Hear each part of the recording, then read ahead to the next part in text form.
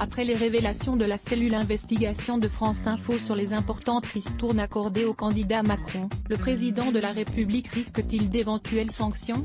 Pourquoi le parquet n'est-il pas saisi? La question de la députée insoumise Clémentine Autain, jeudi 7 juin sur France Info, en appelle d'autres depuis les révélations de la cellule investigation de France Info sur les comptes de campagne d'Emmanuel Macron.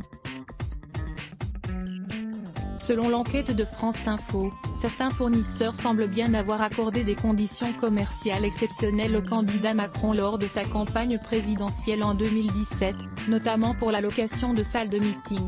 Ainsi, le théâtre Antoine a-t-il été facturé 3 000 € au candidat Emmanuel Macron, soit à un prix très inférieur à ceux habituellement pratiqués par la société de Jean-Marc Dumontet qui, d'ordinaire, avoisine les 13 000 € TTC. Que dit la loi ? Le code électoral, qui regroupe les dispositions législatives et réglementaires relatives aux élections politiques, est clair. L'article L52-8 du code électoral dispose que les personnes morales, à l'exception des partis ou groupements politiques, ne peuvent participer au financement de la campagne électorale d'un candidat, ni en lui consentant des dons sous quelque forme que ce soit, ni en lui fournissant des biens, services ou autres avantages directs ou indirects à des prix inférieurs à ceux qui sont habituellement pratiqués. Les sanctions en cas de manquement aux dispositions du code électoral sont, elles aussi, sans ambiguïté. Tout candidat qui aura, en vue de financer une campagne électorale, accepté des fonds en violation de l'article de loi L52-8, peut être puni de 3 ans d'emprisonnement et de 45 000 € d'amende. Une instruction impossible ?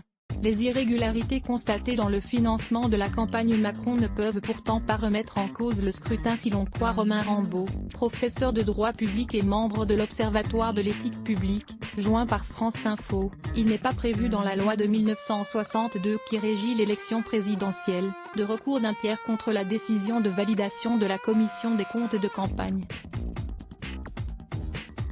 Par ailleurs, l'immunité du président de la République limite la possibilité d'une instruction, mais l'enquête peut avoir lieu autour du président. Son parti, son équipe de campagne, les entreprises prestataires peuvent tout à fait être concernées par une enquête judiciaire. Le code électoral prévoit des sanctions pénales pour les personnes morales, entreprises, associations, qui auraient accordé des dons, sous quelque forme que ce soit, à un candidat. Mais, souligne le spécialiste, près d'un an après, les possibilités de recours sont épuisées. Qu'en pense l'opposition ? Du côté de l'opposition, nombreux sont les responsables politiques à réagir aux révélations de France Info.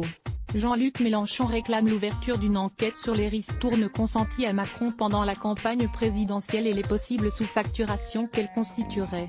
Ses propres comptes de campagne, eux aussi validés par la CNCCFP, font l'objet d'une enquête du parquet de Paris. Les Républicains vont de leur côté saisir officiellement la CNCCFP pour qu'elle puisse réexaminer les comptes de la campagne présidentielle d'Emmanuel Macron. Le député du Rassemblement national, RN, ex-FN, Louis Alliot, estime sur France Info qu'il y a rupture de l'égalité entre les candidats. Et Régis Juanico, trésorier de la campagne de Benoît Hamon, réclame une enquête approfondie. Quel axe de défense pour l'Élysée? La Commission nationale des comptes de campagne, qui avait validé les comptes du candidat Emmanuel Macron, n'avait alors pointé aucune irrégularité. Les rapporteurs n'ont pas retenu d'irrégularité et la commission a suivi leur appréciation, a affirmé de nouveau son président, François Logereau, jeudi 7 juin, après la publication de notre enquête. Du côté de l'Élysée, on oppose le même argument, en renvoyant vers la commission et en rappelant que les comptes de campagne d'Emmanuel Macron pour la présidentielle ont été validés.